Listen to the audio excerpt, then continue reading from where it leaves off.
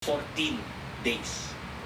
Pangatlo, they must have the following proofs of COVID-19 vaccination recognized under existing IATF regulations. Number one, World Health Organization International Certificates of Vaccination and Prophylaxis. Number two, VaxCert PH. Or number three, National State Digital Certificate of the foreign government which has accepted VaxCert PH under a reciprocal arrangement unless otherwise permitted by the IATF. In this regard, the following testing and quarantine protocols shall be observed in all ports of entry. First, a negative RT-PCR test shall be required to be taken within 72 hours prior to departure from the country of origin. Upon arrival, no facility-based quarantine and no on-arrival RT-PCR test will be further required, but the passenger is enjoined to self-monitor for any symptoms until the 14th day, with the first day being the date of arrival. Second, travelers merely transiting through non-green list countries, territories, or jurisdictions shall not be deemed as having come from or having been to said countries, territories, or jurisdictions if they stayed in the airport the whole time and were not cleared for such entry into such countries, territories, or jurisdictions by its immigration authorities. Third, the testing and quarantine protocols of minors shall follow the testing and quarantine protocols of the parent or guardian traveling with them, regardless of the minor's vaccination status and country of origin. Fourth, for those vaccinated but failed to comply with the above test before travel requirements, they shall be governed by the protocols for unvaccinated individuals coming from green list countries, territories, or jurisdictions, such that they shall be required to undergo facility-based quarantine until the release of a negative RT-PCR test taken on the 5th day. They will also be required to self-monitor until the 14th day of arrival, with the date of arrival being the first day. Fifth, for your guidance, the list of non-visa required countries under Executive Order number 408 series of 1960 as amended may be found at the DFA official website. With regard naman to the alert level system, the IATF approved the following to be observed in the nationwide implementation of the said system. First, the Department of Health, in coordination and discussion with the STWG on data analytics, shall determine the alert level classifications of provinces, highly urbanized cities, and independent component cities for the final approval and announcement of the IATF. Ang final alert level classifications ay hindi po pwedeng i-apela.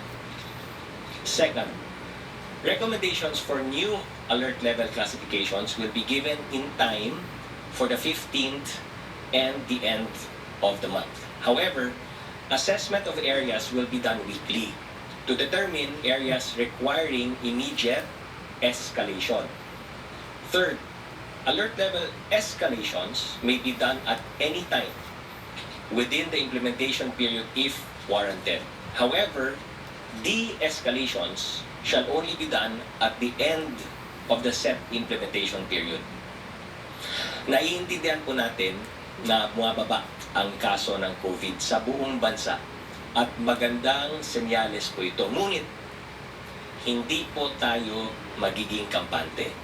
We have already seen what can happen when we become lax. Still on the alert level systems, the IATF ratified the following recommendations. Una, with the nationwide implementation of guidelines on the alert level system for COVID-19 response, providing for, among others, guidelines on the conduct of contact sports, IATF Resolution number 79 series of 2020 issued on 15 October 2020 is hereby repealed insofar as the authority to the regional IATFs to approve the same. Pursuant to the alert level guidelines wherein for contact sports in areas under level 2, the same may be conducted subject to the approval of the LGU where such games shall be held. Okay, so sa LGU po yan. Pangalawa, ang mahigpit na pagpapatupad ng minimum public health standards tulad ng tamang pagsuot ng face mask.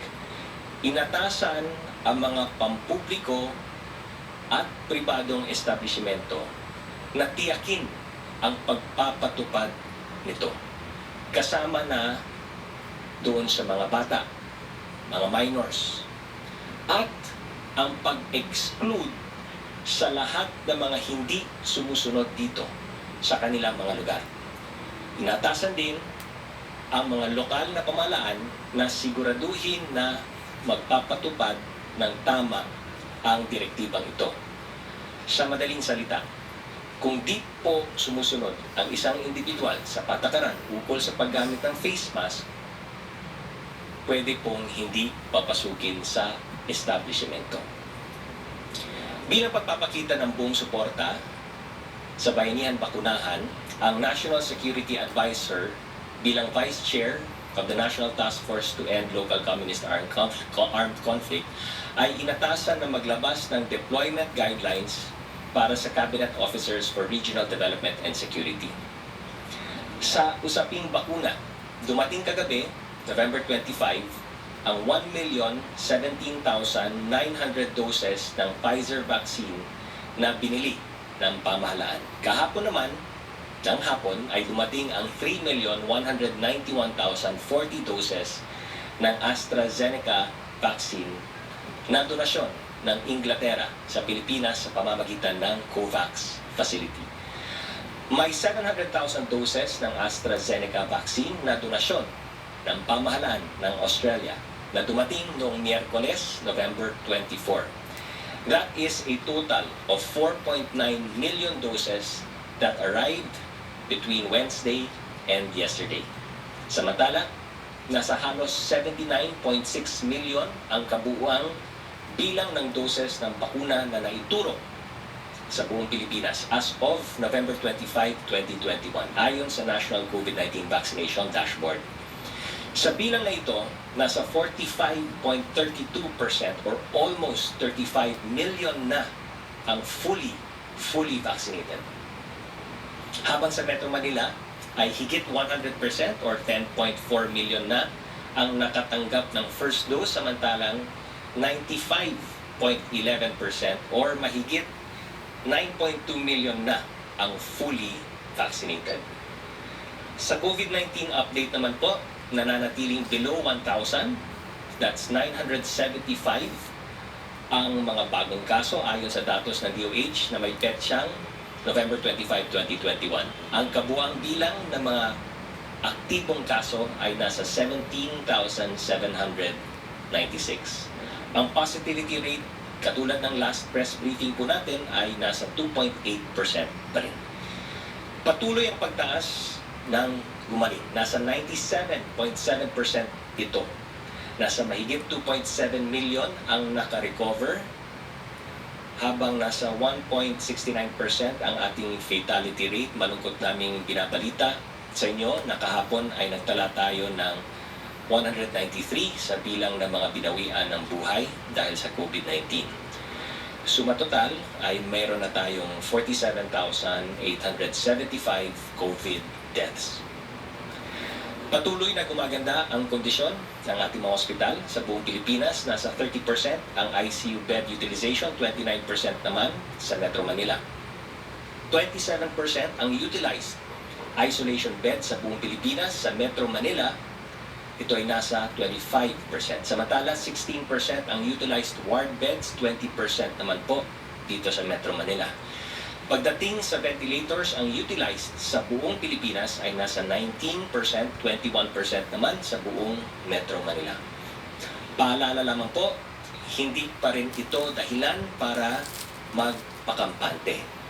Patuloy pa rin na sumunod sa mask, hugas, iwas at magpa-bakuna. Ayon sa World Health Organization, and I quote, data suggests that before the arrival of the Delta variant, vaccines reduced transmission by about 60%. With Delta, that has dropped to about 40%.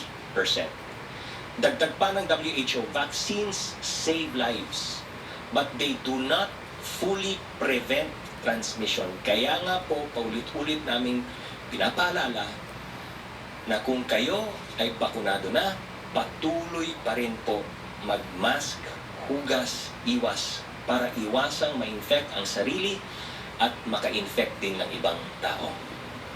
3 tulog na lamang ay National COVID-19 Vaccination Days na. Ayon sa Proclamation number 1253 na nilagdaan ng Pangulo noong Miyerkules, November 24, at nilabas ng aming opisina sa parehas na araw ang mga empleyado at mga manggagawa na nasa pamahalaan at pribadong sektor na mababakunahan sa November 29, November 30 at December 1 ay hindi maituturing na absent basta magpakita lamang sila ng proof of vaccination sa nasabing araw sa kanilang employer. Magkita-kita po tayo sa Lunes para sa Bayanihan Bakunahan Launch. Sama-sama nating ipakita ang lakas, isang bayan nating labanan ang COVID sa pinagsamang puwersa ng national government at buong medical community. 15 milyong Pilipino ang ating babakunahan sa buong bansa. Ligtas, lakas, buong Pilipinas. As for the activity